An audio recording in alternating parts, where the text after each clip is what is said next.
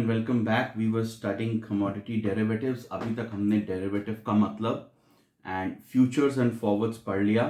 अब एक नए तरह का डेरिवेटिव शुरू करते हैं जिसका नाम है options. Options are a type of derivative contract. तो ये भी डेरिवेटिव कॉन्ट्रैक्ट है बट ये फ्यूचर और फॉरवर्ड से बहुत अलग है. तो इसको एक एग्जाम्पल के थ्रू समझते हैं कि ऑप्शंस क्या होते हैं and how are they different from futures and forwards. In the case of futures and forwards, future and forward क्या था? Just a contract for sale of goods, जिसमें एक सेलर होता है, एक बायर होता है, दोनों के पास बराबर के राइट्स होते हैं. Seller has a right to receive payment and provide the goods and the buyer has the right to receive the goods and an obligation or compulsion to make the payment. तो future और forward derivative इसीलिए होते हैं क्योंकि वो बिल्कुल normal cell contract के जैसे हैं except for one difference. Normal sale of goods contract में सेल इमीडिएटली हो जाती है, लेकिन फ्यूचर और फॉरवर्ड में sale happens at a predecided future date. तो जिस दिन आप कॉन्ट्रैक्ट कर रहे हैं उस दिन आप सेल नहीं कर रहे, you are just making a promise to buy और making a promise to sell. लेकिन इसमें सेलर और बायर दोनों के पास बराबर के राइट्स हैं. कोई भी at a position of advantage या डिसएडवांटेज नहीं होता. नाउ हमने पहले ये एग्जांपल्स देखे हैं कि जब कोई फ्यूचर या फॉरवर्ड कॉन्ट्रैक्ट करता है तो सपोज उसने 50,000 पे 10 ग्राम्स खरीदने का आफ्टर 1 मंथ 10 ग्राम्स खरीदने का 10 ग्राम्स गोल्ड खरीदने का कॉन्ट्रैक्ट किया. आफ्टर 1 मंथ स्पॉट प्राइस 45,000 ही है. तो इस केस में बी यानी बायर उसको लॉस हो जाएगा 5,000 का और ए यानी सेलर उसको प्रॉफिट होगा.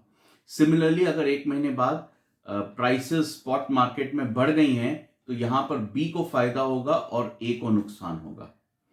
तो इस कॉन्ट्रैक्ट में आपको पता नहीं एक महीने बाद स्पॉट प्राइसेस क्या होंगी और आपको फायदा भी हो सकता है, नुकसान भी हो सकता है.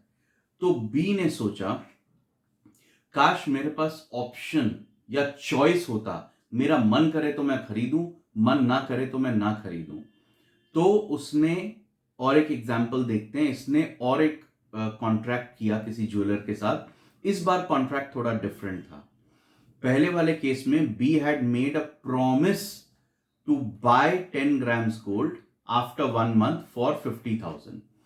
अब वो ज्वेलर को बोल रहा है, सेलर को बोल रहा है कि एक महीने के बाद if I feel like I may buy 10 grams of gold at 50,000. मतलब quantity, quality, price and date of execution is fixed just like futures and forward. कोई डिफरेंस नहीं है. ओनली डिफरेंस इज बी ने कोई प्रॉमिस नहीं किया है. B ने अपने पास एक चॉइस रखी है, आई मे बाय, अगर मेरा मन किया तो मैं खरीदूंगा. लेकिन ए ने अपने पास, सेलर ने अपने पास कोई चॉइस नहीं रखी है. ए ने कहा ठीक है अगर आपको खरीदना है तो I promise to sell you. तो ऑप्शन सेलर यहां पर ए है, इसके पास कोई ऑप्शन या चॉइस नहीं है. अगर बायर का खरीदने का मन नहीं है तो वो उसे फोर्स नहीं कर सकता खरीदने के लिए. लेकिन अगर बायर खरीदना चाहता है तो वो मना भी नहीं कर सकता. मतलब बायर के पास, जो गोल्ड खरीदने वाला है, गोल्ड बायर के पास राइट है, कोई ऑब्लिगेशन या कंपल्शन नहीं है. और यहां पर ए के पास ऑब्लिगेशन या कंपल्शन है लेकिन कोई राइट नहीं है कि वो बी को फोर्स कर सके खरीदने के लिए. तो बी के लिए option to buy gold, may buy but no compulsion. इस तरह के कॉन्ट्रैक्ट को हम कहते हैं option contract. Future, forward, options में यही मेन डिफरेंस है. फ्यूचर एंड फॉरवर्ड में दोनों पार्टीज, बायर और सेलर, सेम लेवल पे थे, किसी के पास एडवांटेज नहीं था.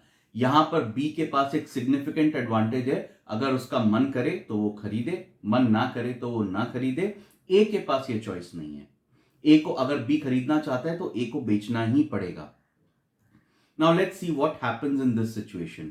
अगर ये कॉन्ट्रैक्ट हो गया ए और बी में, एक महीने के बाद लेट्स से मार्केट में गोल्ड, स्पॉट मार्केट में गोल्ड की प्राइसेस इन्होंने 50,000 के लिए किया है. अग्रीड प्राइस या कॉन्ट्रैक्टेड प्राइस 50,000 है. बट इस एक महीने में दाम बढ़ गए गोल्ड के, स्पॉट मार्केट में गोल्ड 55,000 का मिल रहा है।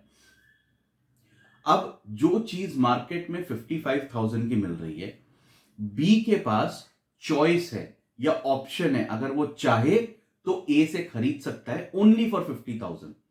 तो क्यों नहीं खरीदेगा, उसके लिए तो प्रॉफिट है, 5,000 सस्ते में चीज मिल रही है। तो इस केस में बी के लिए फायदा है और ए के लिए नुकसान है 5,000 का।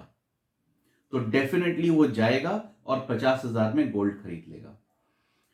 लेकिन अगर मार्केट में एक महीने में दाम घट गए होते और वो ही गोल्ड जिसकी कॉन्ट्रैक्टेड प्राइस, अग्रीड प्राइस 50,000 है, पर वो स्पॉट मार्केट में 45,000 का मिल रहा होता, तो जो चीज 45,000 में मिल रही है, बी के पास चॉइस है कि वो जाकर ए से वो सेम चीज 50,000 में भी खरीद सकता है। पर वो ऐसा क्यों करेगा? वो तो मार्केट में जाके 45,000 में ही गोल्ड ले लेगा, अननेसेसरी एक्स्ट्रा पैसे क्यों देगा?